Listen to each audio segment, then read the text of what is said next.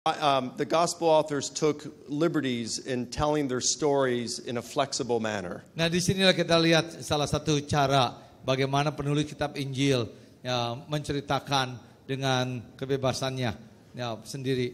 If I had time, I would show you many more ways. Kalau saya punya waktu lebih banyak, saya bisa ceritakan lebih banyak lagi kepada saudara sekalian. But I'm finding that in my nearly 5 years of research in this area, that almost all of the differences in the Gospels can be resolved in this sense. Ya, sepanjang 5 tahun perjalanan melakukan penelitian saya bisa mengatakan hampir bisa dipastikan saya bisa menyelesaikan persoalan perbedaan bukan kontradiksi dalam kitab Injil ini. So at the end of the day, we can see that the Gospels still are historically reliable. Ya, pada akhir hari ini kita masih bisa mengatakan bahwa kitab Injil masih bisa dijamin dapat dipercaya. They're very good sources to learn about Jesus. Ya, karena semua kitab Injil ini adalah sumber yang sangat luar biasa sekali untuk mempelajari akan Kristus. And I'll stop there. Dan saya stop sekarang. I don't know how can she handle that? Ya. Oh, thank you. Let me get my water.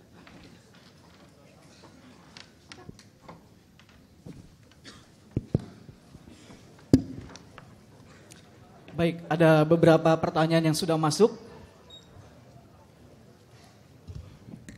Apa maksud kata new dalam a new historiographical approach? What do you mean by the word new in your title? Apakah ini pendekatan yang belum pernah digunakan sebelumnya? Is that mean there's a way, the approach that never been used before? No, it was just a way to help sell books. Ini cuma cara, bukan sesuatu yang baru, cuma supaya gampang jual bukunya.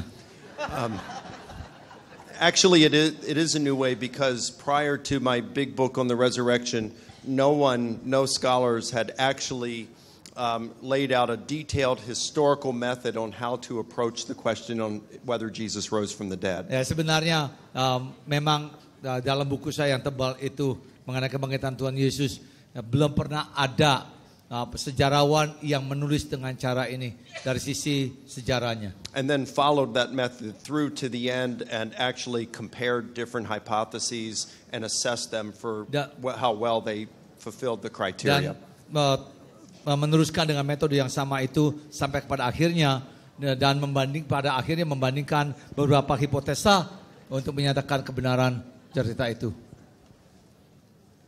Baik, pertanyaan berikutnya dari Odi. Bagaimana pendapat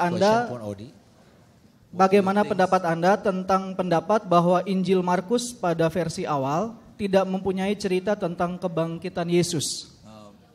In the Gospel of Mark, there's no story about in the beginning. There's no story about the resurrection of Christ.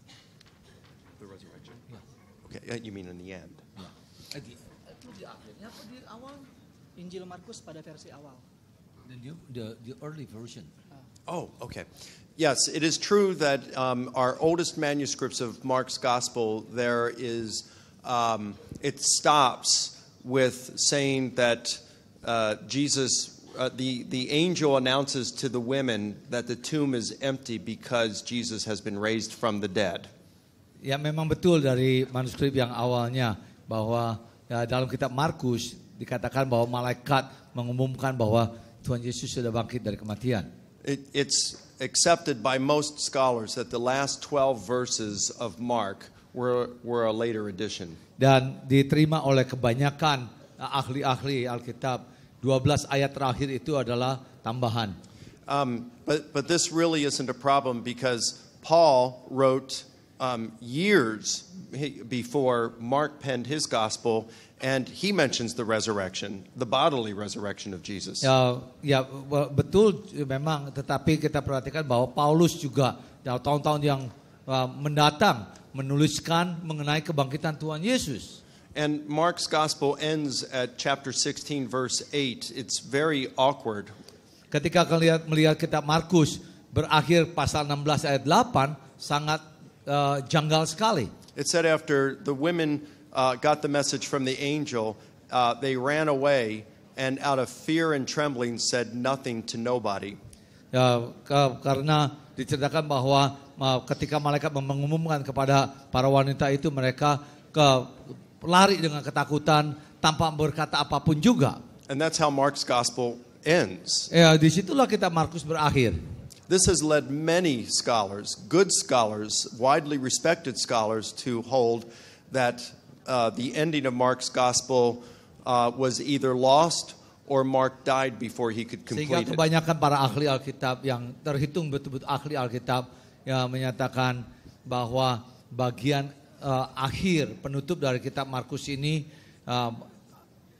ada dua pilihan, hilang, lost, or he died before he could complete it. atau dia sudah mati sebelum dia menyelesaikan penulisannya.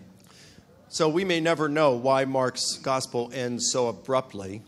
Ya, jadi kita nggak tahu dengan pasti kenapa kitab Markus ini berakhir dengan cara seperti itu. But we know that Mark didn't invent the resurrection because, again, Paul wrote years before Mark wrote his gospel, and he mentions the resurrection. Ya, jelas sekali bahwa Paulus sendiri menulis mengenai kebangkitan Tuhan Yesus jauh sebelum Markus menulis kitab Markusnya. Baik, pertanyaan berikutnya, ada yang menolak kebangkitan Yesus karena mereka menolak kealahan Yesus. There's people that they reject the resurrection of Christ because they reject the divinity of Christ. Lalu ada yang menerima kebangkitan Yesus tetapi menolak kealahan Yesus. There's people also accepting the resurrection of Christ, but accepting the divinity of Christ, but the other way.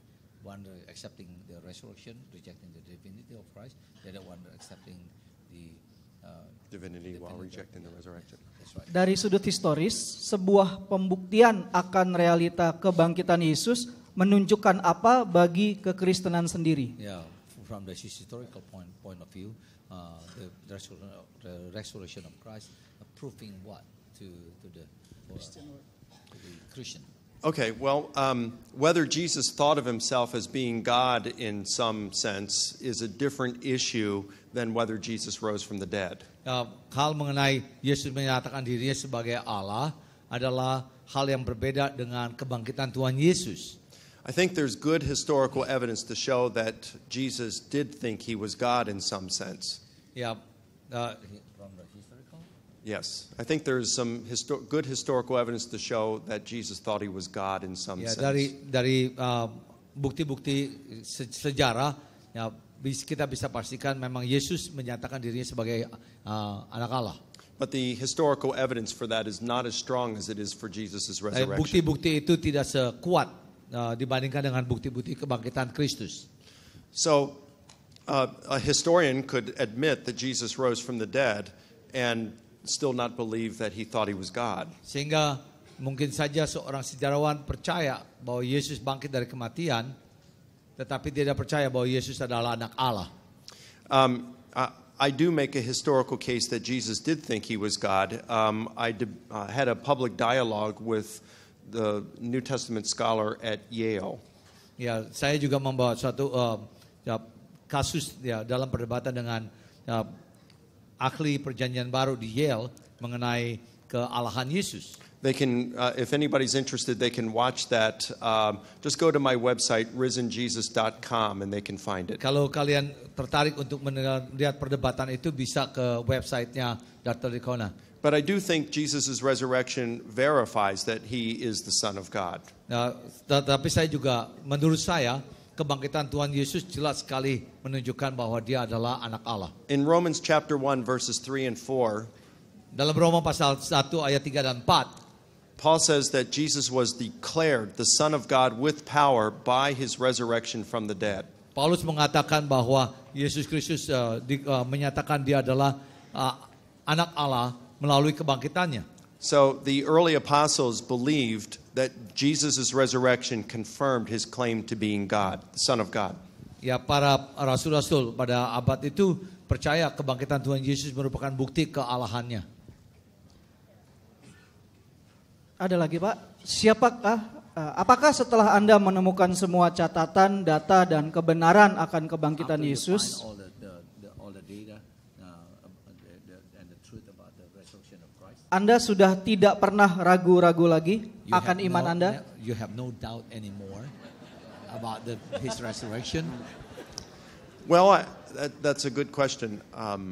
I have to be honest with you. There still are times that I have doubts. Ya, saya harus berkata jujur kepada saudara, ada waktu-waktu saya merasa ada keraguan. It's not because, in my opinion, there's a lack of evidence. Bukan karena menurut pendapat saya kurangnya bukti-bukti. It's because I want to have 100% certainty and can't. Dan karena saya ingin supaya punya kepastian 100%, tetapi ternyata nggak pernah bisa.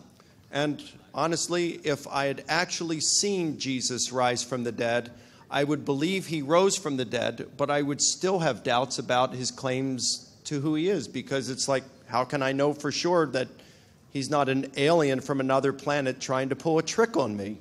Ya, sekalipun misalnya saya hadir ketika Tuhan Yesus bangkit dari kematian dan melihat dia hidup kembali, masih saja saya gimana bisa memastikan ya bahwa ini bukan tipuan dari makhluk ruang angkasa. That's why we can see that there always is going to come a point where you have to have faith. Nah, disitulah pada satu titik di mana kita cuma bisa berkata kita perlu iman.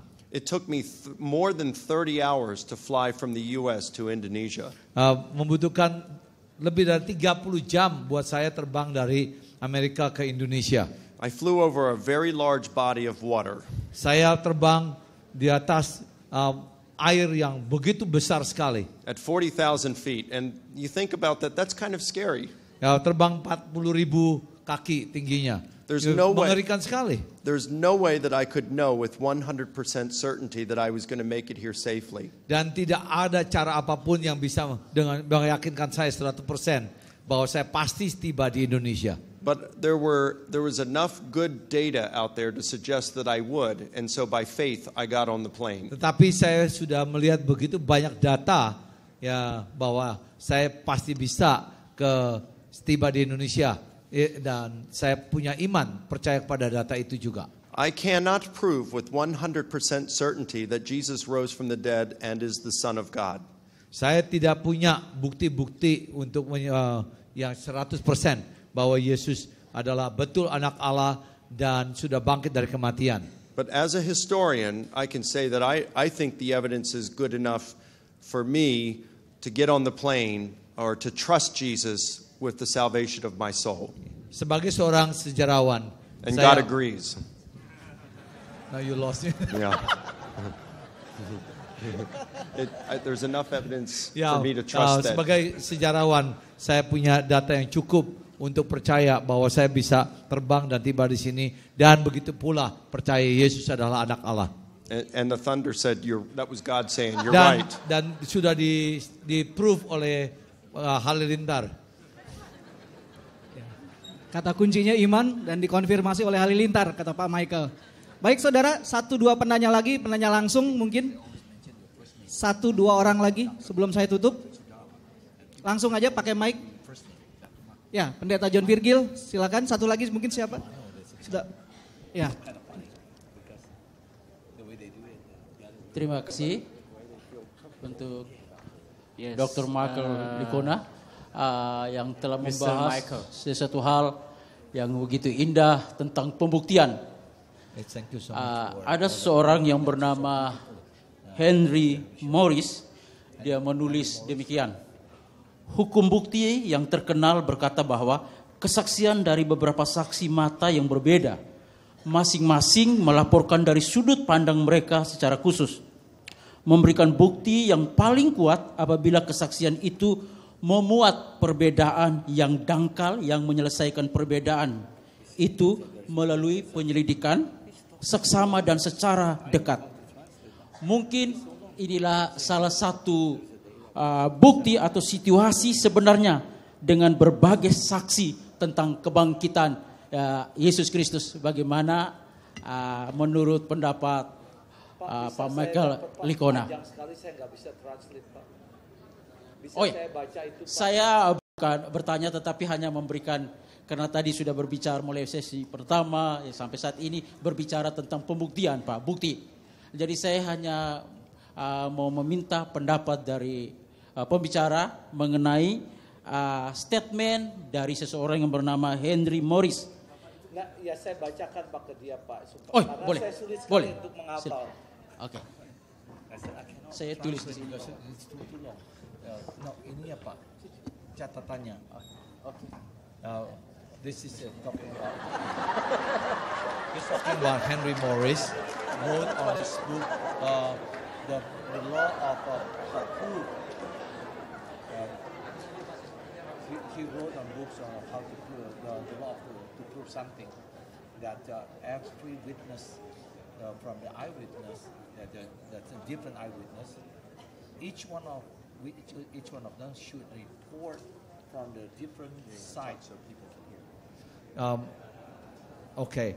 Now Henry Morris wrote on his book of approving the evidence, saying that the eyewitness, the different eyewitness should report from different point of view that they see it, and give enough evidence, strong evidence that their what they see, showing the differences, the contradiction, and the swallow contradiction, that they can be resolved. Yeah. Okay. All right. So, in other words, Henry Morris, who is not a historian, he's a scientist. So Now, Henry Morris bukan sejarawan, dia seorang scientist. he's saying that if you try hard enough, you can harmonize these and make them fit. Kalau dia mengatakan kalau kamu mencoba lebih keras lagi, kamu pasti bisa mengharmonisasikan perbedaan itu. The problem is you can't do that in all cases. Persoalannya lah kamu tidak bisa lakukan dengan cara seperti itu dalam semua kasus. There are many cases in which harmonization will not work. Dan banyak kasus-kasus harmonisasi itu tidak mungkin terjadi. For example, was Jairus' daughter dead or almost dead when Jairus came to Jesus? Contoh yang sederhana, apakah anaknya Jairus sudah mati atau hampir mati ketika ketemu Tuhan Yesus? Now, some have tried to harmonize that by saying when Jairus came to Jesus initially, she was alive. Nah, ada yang berkata bahwa ketika Jairus datang kepada Tuhan Yesus, anaknya perempuan itu masih hidup. And then, like Mark says, and then on the way to heal her, the servants come out and inform Jairus that his daughter has died. Dan dia berkata bahwa ketika dalam perjalanan itu ada pembantunya pelayan yang datang mengatakan anaknya sudah mati. So then Jesus says, "Don't worry about it, have faith," and he goes and he raises Jairus' daughter from the dead. Nah, kemudian Tuhan Yesus berkata, enggak usah pikirkan itu, beriman saja, dan kemudian dia bangkitkan anaknya. But Jesus leaves then, and Jairus' daughter dies again. Dan kemudian Tuhan Yesus pergi, kemudian anak Jairus mati lagi. So Jairus comes back to Jesus and says, "Lord, my daughter has just died. Please come and heal her." Kemudian Jairus pergi lagi, ketemu Tuhan Yesus lagi, berkata, "Nah, sekarang anak saya mati. Ya, tolong anak saya lagi." And so Jesus goes and heals her and raises her a second time from the dead. Sehingga Tuhan Yesus datang lagi dan membangkitkan anak itu kedua kalinya. Now that sounds possible at first. Ya, kelihatannya mungkin pada mulanya kita dengar seperti itu. But when Matthew and Mark both report it, there's a story that happens between the time when Jesus agrees to go raise her and he actually raises her. Nah, karena ada kejadian lainnya yang terjadi ketika Tuhan Yesus setuju untuk membangkitkan anak Jairus itu. Ya, di tengah-tengah jalan itu. There's a woman who's been struggling with bleeding for years, and she's the one that goes up to Jesus and touches the hem of his garment and is healed.